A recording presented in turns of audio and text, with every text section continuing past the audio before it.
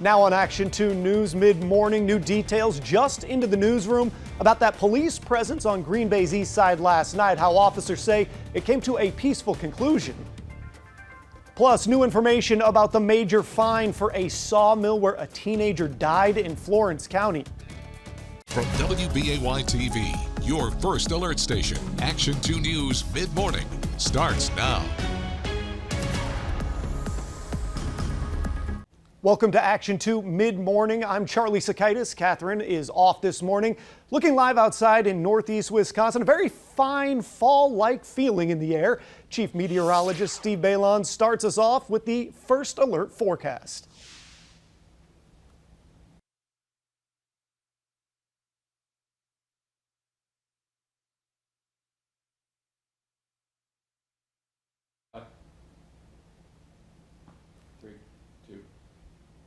A first alert update on a police incident in Green Bay. We're now being told that a police situation in Green Bay last night did end peacefully. Police were called to a home in the 1400 block of Cass Street for a suicidal man who had a warrant for his arrest. Now, the warrant was from another jurisdiction, not Green Bay. There were reports that he had access to weapons. Police took him into custody around 10 last night. The Brown County Sheriff's Office asking for your help identifying a vehicle where a deadly crash happened in Bellevue. Officials say that it was driving south on Mann Street between Glenmore Road and Kewanee just before 1 a.m. on July 31st. An 82-year-old man, Kenneth Krynick, died when he was hit by two vehicles. One was identified as a light-colored SUV, the other a darker-colored pickup truck towing a dump truck trailer that didn't have working lights. If you have any information, you are asked to call the Brown County Sheriff's Office, or you can remain anonymous. The sawmill in Florence County, where a 16-year-old employee died this summer, is being fined more than $190,000. The U.S. Department of Labor announced the fine. A federal judge issued a consent order and agreement on the case on Wednesday. The investigation also revealed 3 other teens suffered injuries at the plant between November 2021 and March of this year. Also, it found Florence Hardwoods employed 9 teens aged 14 to 17 to illegally operate machinery. Along with the fine, Florence Hardwoods must place signs to warn children not to enter the sawmill and other buildings, and they must put labels on machines working that workers must be 18 years or older to operate them. Now a first alert update on the cybersecurity incident at Prevea Health and HSHS hospitals.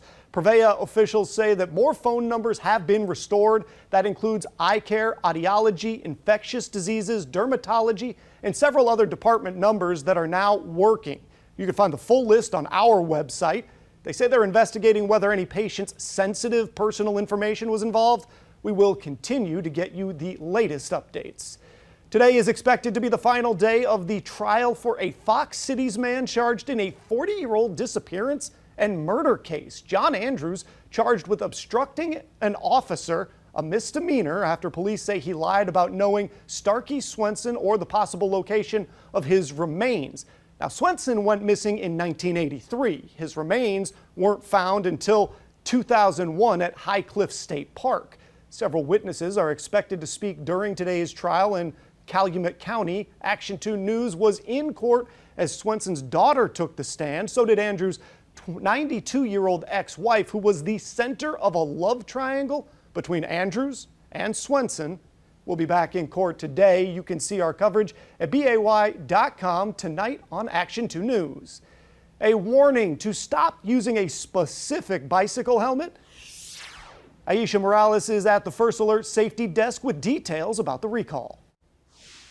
It's a helmet sold online at Walmart.com. It's called the Vera Natura Adult Bike Helmet. The Consumer Product Safety Commission is worried it is not safe to wear. This is what it looks like. It's got black stripes. You see is silver and gray. CPSC is worried the helmet can fail to protect you if you crash, posing a risk of head injury. The helmets do not comply with federal safety standards. The seller from China has not agreed to recall or even offer a refund thus far. The helmets again are from Walmart.com and were sold from August of last year through February of this year for $11. CPSC is urging you to just stop using it, cut the straps, and get rid of the helmet. Back to you. Up next, ground is being broken today at a park named for a fallen Appleton firefighter. What you need to know if you want to go. Time now for the Aches and Pains Forecast, sponsored by Valley Acupuncture and Wellness. Live pain-free.